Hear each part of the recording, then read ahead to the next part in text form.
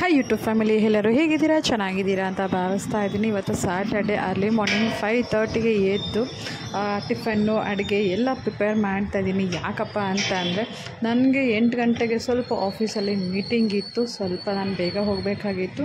ಅದಾದಮೇಲೆ ಪಾಪುನ ಬಿಟ್ಟು ನಾನು ಡ್ಯೂಟಿಗೆ ಹೋಗೋ ರೀಸನ್ ಇರೋದ್ರಿಂದ ನಾನು ಬೇಗನೆ ಎದ್ದು ಅಡುಗೆ ಮಾಡಿ ಟಿಫನ್ ಮಾಡಿ ಅದನ್ನೆಲ್ಲ ಪ್ರಿಪೇರ್ ಮಾಡ್ಕೊತಾ ಇದ್ದೀನಿ.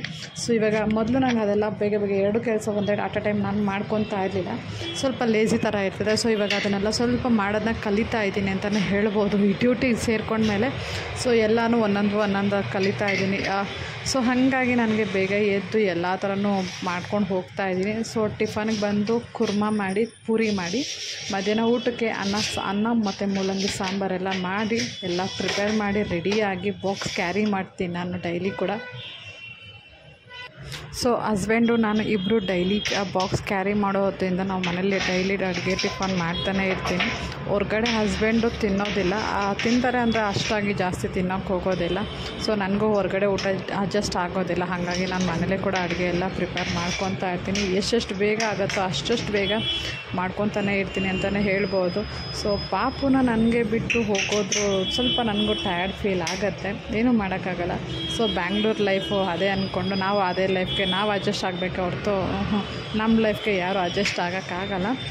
ಇದಂತೂ ನಾನು ಕಲ್ತ್ಕೊಂಡು ಮಾಡ್ತಾಯಿದ್ದೀನಿ. ನಾನು ಕುರ್ಮಾಗೆ ತರಕಾರಿ ಏನೇನೋ ಹುಳ್ಳಿಕಾಯಿ, ಕ್ಯಾರೆಟು, ಬೀನ್ಸು ಎಲ್ಲ ಮೂಲಂಗಿ ಎಲ್ಲ ಇತ್ತು, ಎಲ್ಲ ತರಕಾರಿನೂ ಹಾಕಿ ಕುರ್ಮಾ ಮಾಡ್ತಾಯಿದ್ವಿ. ತುಂಬ ಚೆನ್ನಾಗಿ ಬಂದಿತ್ತು. ನಿಮ್ಗೆ ಏನಾದರೂ ಕುರ್ಮಾ ಏನಾದ್ರು ಆ ರೆಸಿಪಿ ಬೇಕಂತಂದರೆ ಕಮೆಂಟ್ ಸೆಕ್ಷನಲ್ಲಿ ಕಮೆಂಟ್ ಮಾಡಿ, ನಾನು ಅದಕ್ಕೆ ಕೂಡ ಹೇಳ್ಕೊಡ್ತೀನಿ ಯಾವ ಥರ ಮಾಡೋದು ಅಂತ. ನಮ್ಮನೇಲಿ ಎಲ್ಲರೂ ಅದಕ್ಕೆ ಇಷ್ಟಪಡ್ತಾರೆ ಅಂತಲೇ ಹೇಳ್ಬೋದು. ಅರ್ಲಿ ಮಾರ್ನಿಂಗ್ 5:30ಗೆ ಎದ್ದರೂ ಕೂಡ ನಾನು ಮನೆ ಬಿಟ್ಟಿದ್ದು ಎಷ್ಟೊತ್ತಿಗೆ ಅಂತಂದರೆ 7:30. ಎಷ್ಟು ಬೇಗ ಇದ್ದರೂ ನನಗೆ ಅಷ್ಟು ಬೇಗ ಟೈಮ್ ಕೂಡ ಹೆಂಗೆ ಕ್ಯಾರಿ ಆಗುತ್ತೆ ಅಂತಲೇ ಗೊತ್ತಾಗಲ್ಲ. ಪಾಪು ಮಲಗಿದ್ದ, ಪಾಪ ಅವ್ನು ಮಲಗಿರೋನು ಹಾಗೆ ಎತ್ಕೊಂಡು ಹೋಗಿ ಆಂಟಿ ಮನೆಗೆ ಬಿಟ್ಟು ನಾನು ಡ್ಯೂಟಿಗೆ ಹೋಗಬೇಕಾಗಿತ್ತು. ಏನೂ ಮಾಡೋಕ್ಕಾಗಲ್ಲ. ಬ್ಯಾಂಗ್ಳೂರು ಲೈಫ್ಗೆ ಅಡ್ಜಸ್ಟ್ ಆಗ್ತಾಯಿದ್ದೀವಿ. ಅಡ್ಜಸ್ಟ್ ಆಗಲೇಬೇಕಾಗತ್ತೆ. ನಿಮ್ಮ ಲೈಫಲ್ಲಿ ಯಾರ್ಯಾರು ಇದೇ ಥರ ನನ್ನ ಥರ ಸಿಚುವೇಶನ್ನ ಫೇಸ್ ಮಾಡ್ತಾಯಿದ್ದೀರಾ ಅಂತ ಕಮೆಂಟ್ ಸೆಕ್ಷನಲ್ಲಿ ಕಮೆಂಟ್ ಮಾಡಿ ಅಂತ ಕೇಳ್ಕೊತಾ ಇದ್ದೀನಿ. ಅನ್ನ ಆಗಿದೆ, ಮೂಲಂಗಿ ಸಾಂಬಾರು ಮಾಡ್ತಾಯಿದ್ದೀನಿ. ಒಂದೊಂದೇ ಬೇಗ ಮಾಡೋಣ ಅಂತ ಮಾಡ್ತಾಯಿದ್ದೀನಿ. ಇವಾಗ ಕುರ್ಮಾ ಮಾಡೋಣ ಅಂತ ಮಾಡ್ತಾಯಿದ್ದೀನಿ. ಸಾಸಿವೆ, ಜೀರಿಗೆ, ಮೆಣಸು ಎಲ್ಲನೂ ಹಾಕಿ ಒಂದು ತರಕಾರಿ ಎಲ್ಲ ಹಾಕಿ ಅದನ್ನು ಮಿಕ್ಸರ್ ಮಾಡ್ಕೊತಾ ಇದ್ದೀನಿ. ಎಷ್ಟು ಬೇಗ ಆಗುತ್ತೋ ಅಷ್ಟು ಬೇಗ ನಾನು ಪ್ರಿಪೇರ್ ಮಾಡಲಿಕ್ಕೆ ಅಂತ ನಾನು ಅಡುಗೆ ಟ್ರೈ ಮಾಡ್ತಾಯಿದ್ದೀನಿ. ನೋಡ್ತಾ ಇರ್ಬೋದು, ಇನ್ನೊಂದು ಕಡೆ ರೈಸ್ ಇಟ್ಟಿದ್ದೀನಿ, ರೈಸ್ ಕೂಡ ವಿಷಯಲ್ಲ ಆಗ್ತಾಯಿದೆ. ನಾನು ಎಷ್ಟು ಚಿಕ್ಕಲ್ಲಿ ಜಾಸ್ತಿ ಅಡುಗೆಗೆ ಟೈಮ್ ತೊಗೊಳಕ್ಕೆ ಹೋಗೋದಿಲ್ಲ. ಎಷ್ಟು ಬೇಗ ಅಷ್ಟು ಬೇಗ ಏನೇನು ಲಿಮಿಟಲ್ಲೇ ಹಾಕಿ ಲಿಮಿಟಲ್ಲೇ ಬೇಗ ಅಡುಗೆ ಮಾಡ್ಕೊಳ್ಳೋದನ್ನ ನೋಡ್ತಾ ಇರ್ತೀನಿ.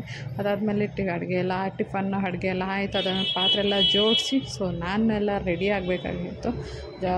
ಕಸ ಗುಡಿಸಿ ನೆಲ ಒಡಿಸಿ ಇನ್ನೊಂದು ಎಕ್ಸ್ಟ್ರಾ ಕೆಲಸಗಳಿರುತ್ತಲ್ಲ, ಅದನ್ನೆಲ್ಲ ಮುಗಿಸಿ ಎಕ್ಸ್ಟ್ರಾ ಪಾತ್ರೆಗಳು ಸಿಂಕೆಲ್ಲ ಇತ್ತು ಅದನ್ನೆಲ್ಲ ತೊಳೆದು ಮತ್ತು ಆಫೀಸಿಗೆ ಹೋಗೋ ಅಷ್ಟರಲ್ಲಿ ತುಂಬ ಸಾಕಾಗೋಗಿತ್ತು. ಇದರಲ್ಲಿ ನನಗೆ ಏನು ಕೆಲಸ ಇಷ್ಟ ಆಗೋಲ್ಲ ಅಂತಂದರೆ ಮನೇಲಿ ಪಾತ್ರೆ ತೊಳೆಯೋದು ಇಷ್ಟ ಆಗೋಲ್ಲ. ಎಷ್ಟು ಪಾತ್ರೆ ತೊಳೆದ್ರೂ ಮತ್ತೆ ಅದೇ ತೊಳಿತಾನೆ ಇರಬೇಕು ಅಂತ ಅದೇ ಬೇಜಾರಾಗ್ತಾ ಇರುತ್ತೆ. ನನ್ನ ಕಡೆ ಸ್ವಲ್ಪ ಕುರ್ಮಾ ಎಲ್ಲ ಮಾಡೋದಿತ್ತು, ಅದನ್ನು ಬೇಗ ಪ್ರಿಪೇರ್ ಮಾಡ್ತಾಯಿದ್ದೆ. ನಾನು ಪೂರಿ ಮಾಡೋಣ ಅಂತ ಇದೆ. ಹಸ್ಬೆಂಡಿಗೆ ಮಾತ್ರ ಪೂರಿ ಮಾಡ್ತಾರೆ. ನನಗೆ ಅಷ್ಟು ಪೂರಿ ನನಗೆ ಇಷ್ಟ ಆಗೋಲ್ಲ. ನಾನು ಪೂರಿ ತಿನ್ನೋಕ್ಕೆ ಹೋಗೋದಿಲ್ಲ. ನನಗೆ ಜಸ್ಟ್ ಒಂದು ದೋಸೆ ಥರ ಹಾಕ್ಕೊಂಡಿದ್ದೆ ಅಷ್ಟೇ. ನನಗೆ ಅದು ಪೂರಿಗಿರಿಯಲ್ಲ, ನನಗೆ ಅಷ್ಟು ಲೈಕ್ ಮಾಡೋಕ್ಕೆ ಹೋಗೋಲ್ಲ ಅಂತ ಗೊತ್ತಾ. ನಂಗೆ ತಿನ್ನೋಕ್ಕೂ ಅದು ಇಷ್ಟ ಆಗೋಲ್ಲ ಪೂರಿನ. ಇವತ್ತಿನ ವಿಡಿಯೋ ಇದಾಗಿತ್ತು. ಈ ವಿಡಿಯೋ ಇಷ್ಟ ಆಗಿದ್ದಲ್ಲಿ ಪ್ಲೀಸ್ ಶೇರ್ ಮಾಡಿ, ಹಾಗೆ ಸಬ್ಸ್ಕ್ರೈಬ್ ಮಾಡಿ, ಪಕ್ಕದಲ್ಲಿರಕ್ಕಂಥ ಬೆಲ್ಲೈಕನ್ನ ಪ್ರೆಸ್ ಮಾಡಿ ಅಂತ ಕೇಳ್ಕೊತ ಇವತ್ತಿನ ವಿಡಿಯೋನ ನೋಡ್ತಾ ಇರಿ, ಫುಲ್ ವಾಚ್ ಮಾಡಿ ಅಂತಲೇ ಕೇಳ್ಕೊತೀನಿ. Thank you so much.